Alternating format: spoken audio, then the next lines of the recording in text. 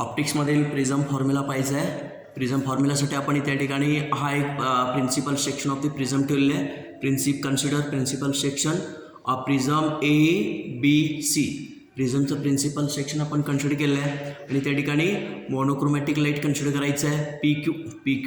PQ हा monochromatic light याच्यावर आपण असा पाठवलेला आहे. या ठिकाणी असं या ठिकाणी ह्या प्रिझमच्या सरफेसवर आपण पाठवले. हा कसा प्रिझमचा रिफ्रॅक्टिंग सरफेस आहे. फर्स्ट रिफ्रॅक्टिंग सरफेस इकडचा हा प्रिझमचा सेकंड रिफ्रॅक्टिंग सरफेस आहे आणि हा काय त्या ठिकाणी बेस आहे. ठीक आहे. मग आता आपण लाईट पाठवलेला आहे मोनोक्रोमॅटिक लाईट रे आपण PQ हा पाठवला प्रिझमच्या सरफेसवर आपण पाठवलेला आहे. मग त्या प्रिझमच्या सरफेसवर हा जो प्रिझम आहे हा ट्रान्सपरंट मीडियम आहे. ह्याचं रिफ्रॅक्टिव्ह इंडेक्स किती आहे? स्मॉल एन आहे. Refractive index of the prism is small N. आणि मग हा लाईट रे आपण इन्स्टंट लाईट रे PQ आपण ह्या AB सरफेसवर पाठवला आहे. Q या ठिकाणी तो काय होणार? इन्स्टंट होणार आहे. आणि मग त्या ठिकाणी नॉर्मल काढला पाहिजे. हा काय नॉर्मल. मग आता या ठिकाणी नॉर्मल हा जो प्रकाश किरण आहे जर हा प्रिझम नसता तर या ठिकाणी हा प्रकाश किरण हा सरळ असा हा गेला असता. असा या मार्गे असा गेला असता. जर प्रिझम नसता तर प्रिझम नंतर इथून प्रकाश किरण Q पासून हा असा वर सरळ गेला असता. प्रिझम नसता तर पण प्रिझम आहे त्यामुळे हा जो प्रकाश किरण इथून असा हा बेंड होणार आणि मग या ठिकाणी या मार्गे असं नॉर्मलकडे बेंड होऊन तो असा इथं जाणार आहे. मग आतापर्यंत या ठिकाणी प्रिझमचा दुसरा सरफेस या ठिकाणी इथं मीडियम संपलेला आहे त्यामुळे त्या ठिकाणी परत इथे एकदा रिफ्रॅक्शन होणार. इथे या ठिकाणी रिफ्रॅक्शन होणार. इथला जो अँगल आपण काय म्हणतो अँगल ऑफ इन्सिडन्स I हा जो आहे अँगल ऑफ इन्सिडन्स हे instant light ray angle of incidence हे काय अँगल ऑफ रिफ्रॅक्शन R1 हे काय अँगल ऑफ रिफ्रॅक्शन. आता परत बघा इतर ठिकाणी हे मीडियम संपलेलं आहे. तर प्रकाश किरण परत काय होणार? हा प्रकाश किरण या मार्गे असं काय होणार? रिफ्रॅक्ट होऊन तो असा येणार आहे. म्हणजे या ठिकाणी RS या मार्गे तो बाहेर जाणार आहे. म्हणजे PQ हा इन्स्टंट लाईट रे, QR हा रिफ्रॅक्टेड लाईट रे आणि RS हा इमर्जंट लाईट रे असा आहे. मग या ठिकाणी हा जो इथं परत या ठिकाणी नॉर्मल काढा. हा या ठिकाणी नॉर्मल काढलेला आहे. मग नॉर्मल आणि इमर्जंट लाईट रेच्यामधील अँगल त्याला मग आपण काय म्हणतो angle of emergence. This called as angle of emergence. आणि इथला जो अँगल आहे रिफ्रॅक्टेड लाईट रे आणि नॉर्मल याच्यामधला अँगल जो R1 आणि R2 असे दोन अँगल आहेत इथं. ठीक आहे. इथं या ठिकाणी हा काय अँगल ऑफ इमर्जन्स. नॉर्मलनी RSC केला कोण या ठिकाणी अँगल ऑफ इमर्जन्स. ठीक आहे. मग आता प्रकाश किरणाची मूळची दिशा अशी आहे. प्रकाश किरण प्रिझम नसता तर असा गेला असता पण आता प्रिझम आहे त्यामुळे तो प्रकाश किरण असता तो काय झालेला आहे डिव्हाइड झाला. किती कोणातून झाला आहे? इथून हा असा एवढ्या कोणातून तो डिव्हाइड झाला. त्याला आपण काय म्हणतो इथं म्हटलं बा ह्याला आपण काय म्हणतो अँगल ऑफ डेव्हिएशन. म्हणजे प्रकाश किरणाची मूळची दिशा अशी आहे. नंतर निर्गत किरणाची दिशा अशी आहे. ह्या दोन्हीमधील म्हणजे प्रकाश किरणाच्या मूळच्या दिशेने निर्गत किरणाशी केलेल्या कोणाला आपण काय म्हणतो अँगल ऑफ डेव्हिएशन डेल्टा. इथं म्हटलं बा हा जो अँगल ऑफ डेव्हिएशन डेल्टा. ठीक आहे. मग आता इथं ठिकाणी इथं हा पहिल्या ठिकाणी नॉर्मल आहे. म्हणजे इथे ठिकाणी हा अँगल 90 इकडचा अँगल 90 हा नॉर्मल असल्यामुळं तसं हा नॉर्मल आहे. म्हणजे हा इथं या ठिकाणी हा सगळा संपूर्ण अँगल 90 असणार. हा 90 असणार आहे. ठीक आहे.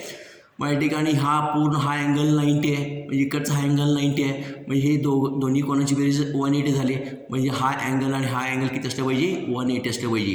म्हणजे हे दोन्ही अँगल हे 90 आहेत. म्हणजे हे वरचा अँगल पतंगाकृती बघा AQNR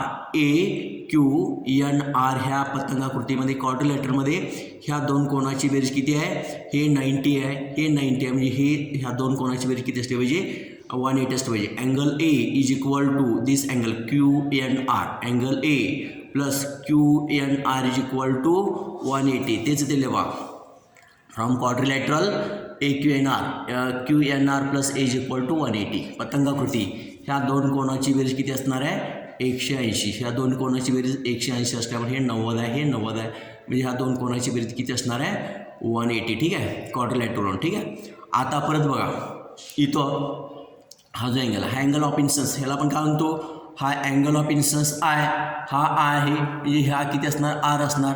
म्हणजे हा R म्हणजे हा अँगल किती असणार बघा टोटल इथून हा काय असणार हा म्हणजे हा टोटल किती अँगल असणार आहे कारण काय अपोजिट अँगल हा असेल तर काय असणार टोटल इथून हा असणार. पैकी हा R1 आहे. ह्या टोटल इथून हा अँगल किती आहे? हा टोटल इथून इथं आहे म्हणजे हे R1 आहे. हे I मायनस R1 म्हणजे काय हे काय असणार आहे आय राहिलेला कोण किती असणार इथं दाखवलं बा, येलो कलर दाखवलं आहे, हा काय असणार आहे I मायनस R1, हा काय असणार आहे I मायनस R1. ठीक आहे. तसं या ठिकाणी इथं हे किती असणार आहे, हा जो अँगल आहे हा E आहे, हा जो अँगल आहे हा E आहे, हा E असेल तर इथून हा टोटल हा इथून हा काय असणार E असणार, टोटल इथून हा अँगल किती असणार E असणार. ही E आहे म्हणजे काय असणार आहे, हा अँगल E असणार. पैकी हे टोटल E आहे, E पैकी हे R2 आहे, मग राहिलेला अँगल किती असणार आहे E मायनस R2. म्हणजे इथे या लोकलने दाखवलेला आहे हा जो अँगल आहे E मायनस R2. ठीक आहे. मग आता या ट्रायंगलमध्ये बघा हा कोणता ट्रायंगल आहे XQR, हा ट्रायंगल का बा XQR. ह्या ट्रायंगलमध्ये ह्या दोन कोणाची बेरीज, ह्या दोन हाय त्या ठिकाणी बा याला आपण काय म्हणतो बाहेर कोणाचं प्रमेय. या ठिकाणी हा जो अँगल आहे हा इथून हा डेल्टा आहे, हा डेल्टा आहे म्हणजे ह्या दोन कोणाची बरोबर कशाबरोबर असणार आहे डेल्टा बरोबर असणार. ह्या दोन कोणाची बेरीज हा आणि ह्या दोन कोणाची बेरीज कशाबरोबर असतो त्या बाहेरच्या कोणावर, त्याला आपण काय म्हणतो डेल्टा. हा अँगल किती I मायनस R1, हा अँगल किती E minus R2. I minus R1 plus E minus R2 is equal to delta. Exterior angle त्याला आपण काय म्हणतो एक्सटेरियर अँगल म्हणजे बाहेर कोणाचा प्रमेय. ठीक आहे. म्हणजे इकडं बा I minus R1 plus E minus R2 is equal to delta, बाहेर कोणाचा प्रमेय. ठीक आहे. मग आता हे ठिकाणी काय करायचं, हे जे I आहे तसल्या इथलं प्लस I इकडे घ्या, हे I आहे तसं इथला प्लस I आहे तसं इथलं मायनस कॉमन काढून घ्या, मायनस कॉमन काढून घेतलं आत काय राहणार R1 राहणार, हे मायनस बाहेर काढून घ्या, हे R1 परत हे मायनस R2 मायनस बाहेर काढून घेतलं R2 राहणार, R1 प्लस R2 हा डेल्टा आहे तसं. हे फक्त ह्या ठिकाणी R1 R2 एकत्र गेलेत मायनस बाहेर काढून. ठीक आहे. मग आता या ठिकाणी R1 प्लस हा या ठिकाणी बा इथं आणि हा जो पार्ट आहे हा जो त्रिकोण आहे ह्या त्रिकोणामध्ये बा हा जो त्रिकोण आहे QNR मध्ये हा अँगल आणि हा अँगल हे तिन्ही कोणाची बेरीज किती असणार आहे 180 असणार आहे. हा अँगल आणि हा अँगल तिन्ही कोणाची बेरीज किती 180 म्हणजेच काय R1 plus R2 plus QNR is equal to 180. R1 plus R2 plus QNR is equal to 180. ठीक आहे. मग आता या ठिकाणी इथं मागाशी तर सांगितलं QNR plus is equal to 80, QNR plus A is equal to 80 म्हणजे हे QNR आहे इथं 180 आहे, इथं 180 आहे म्हणजे R1 plus R2 is equal to A. म्हणजे हे दोन्ही पार्टिकल आहेत, हे दोन्ही पार्टिकल आहेत म्हणजे ह्या दोन कोणाची बेरीज कशाबरोबर असणार आहे ए बरोबर असणार आहे. ठीक आहे. हे 180 आहे, ही QNR आहे, सेम आहे म्हणजे हा संपूर्ण part A plus R1 plus R2 is equal to A. तेच इथलं R1 plus R2 is equal to A. ठीक आहे. आता R1 plus R2 is equal to किती आहे ए आहे, इथं R1 प्लस R2 आहे, R1 प्लस R2 ह्याची किंमत काय ठेवा ए ठेवा, हे मायनस आहे तसं I प्लस ए आहे तसंच हे मायनस आहे तसं R1 प्लस R2ची किंमत किती ए आहे आणि त्या ठिकाणी डेल्टा आहे तसंच. ठीक आहे. मग आता या ठिकाणी हा जो मायनस आहे मायनस ए पलीकडे घ्या, मायनस ए पलीकडे घेतल्यानंतर प्लस ए येणार, I plus E is equal to A plus delta, I plus E is equal to A plus delta. म्हणजे अशामध्ये या ठिकाणी प्रिझममध्ये फक्त 2 मार्कासाठी 2 किंवा 3 मार्कासाठी विचारतात हा सगळा पाठ इथंपर्यंत तुम्हाला लिहिता आलं पाहिजे. ठीक आहे. आता डेव्हिएशन कर्व काढायचं आहे. डेव्हिएशन कर्व काढत असताना काय करायचं, या ठिकाणी अँगल ऑफ इन्सिडन्स असतो त्या ठिकाणी 30 ठेवून व्हॅल्यू सगळे 30 ठेवून या ठिकाणी डेल्टाची किंमत मोजायचा, 35 ठेवून डेल्टा मोजायचा, 40 ठेवून परत मोजायचं आहे, असं या ठिकाणी व्हेरिएशन केलं. म्हणजे या ठिकाणी 30 पुढं आपण हे सगळं वेगळ्या व्हॅल्यूला जर काउंट केलं आणि त्या ठिकाणी ग्राफ काढला तर त्या ठिकाणी ग्राफ कसा येणार, इकडे ह्या ॲक्सेसवर आय घेतलेला आहे, ह्या ॲक्सेसवर डेल्टा घेतलेला आहे. म्हणजे आयच्या किमती बदलत गेल्यानंतर डेल्टाची किंमत काय होते बदलत जाते. हा जो ग्राफ काढला तर ग्राफ काल पण एक्सप्लेन केलेला आहे, आज पण त्या ठिकाणी एक्सप्लेन करत आहे. या ठिकाणी आज सुरुवातीला या ठिकाणी हा पॉईंट इथं मिळणार म्हणजे आयची किंमत व्हॅल्यू कमी असताना डेल्टा कसाच कमी असणार. परत आयची किंमत वाढवला तर डेल्टाची किंमत काय होणार परत कमी होणार आणि परत आयची किंमत वाढवला तर परत डेल्टाची किंमत काय होणार कमी होणार. परत त्याच्यानंतर काय होणार आहे आयची किंमत वाढल्यानंतर डेल्टाची किंमत काय होते वाढत जाते. म्हणजे त्या ठिकाणी हा कर्व असा येणार आहे, त्याला आपण काय म्हणतो डेव्हिएशन कर्व. दिस कॉल्ड ॲज डेव्हिएशन कर्व. ठीक आहे.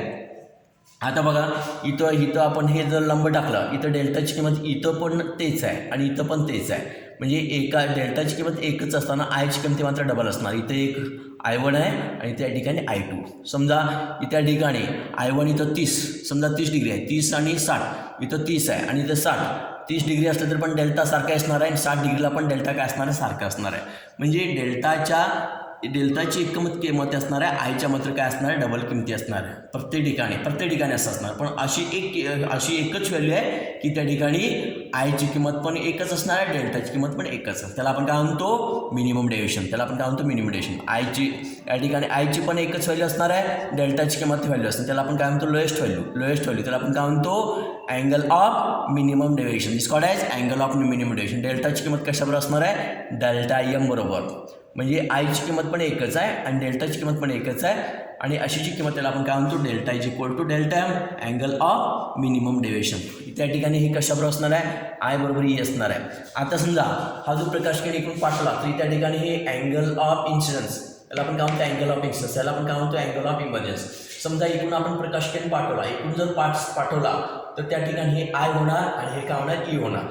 हे आय होणार आणि ई होणार. म्हणजे आय आणि ईच्या व्हॅल्यू काय असणार आहे, सारखे असणार आहे.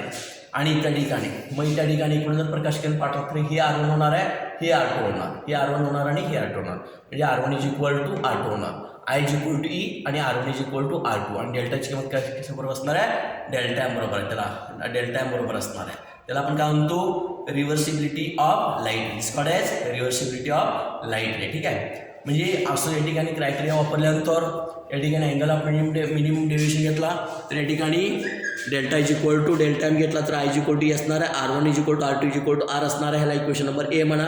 आता या ठिकाणी ही किंमत कशामध्ये ठेवायची आहे, याच्यामध्ये ठेवायचं आहे. आता त्या ठिकाणी ईची किंमत किती आहे, आय. ईची किंमत काय आहे, म्हणजे हे पण आय, हे पण I, I plus I 2 I ना, आय प्लस आय 2 आय तीच इथे घेतलेलं आहे. आय इथं पण आहे. क्रायटेरिया घेतल्यानंतर आय प्लस ही आय हे ईची किंमत काय, आय आहे, आय प्लस आय 2 आय. इथे ठिकाणी ए आहे. तसं डेल्टाची किंमत काय, डेल्टाची किंमत डेल्टा एम म्हणजे 2 I is equal to A plus delta M. 2 पलीकडे घ्या, I is equal to A plus delta M by 2, I is equal to A plus delta M by 2. Equation number 5. आता इथे अँगल ऑफ या ठिकाणी काय मिळालं, angle of incidence. आता परत बघा या ठिकाणी R1 plus R2 is equal to A, R1 plus R2 is equal to A. पण R1 आणि R2 दोन्ही व्हॅल्यू सारख्या मिळाल्या. R1 R2 सारखे असेल तर R समजा, हे पण R, R plus R 2R is equal to A. तेच दिलं आहे 2R is equal to A. इथं R plus R is equal to A म्हणजे R plus R 2R is equal to A. Therefore 2 पलीकडे घ्या, R is equal to A by 2, R is equal to A by 2. म्हणजे आपल्याला angle of refraction मिळालं. ठीक आहे. आता या ठिकाणी आर मिळालेला आहे, आय मिळाले. आपला स्नेल्स लॉ काय, Snell's law sine i upon sine r. Snell's law काय, sine i upon sine r. N is equal to sine i upon sine R.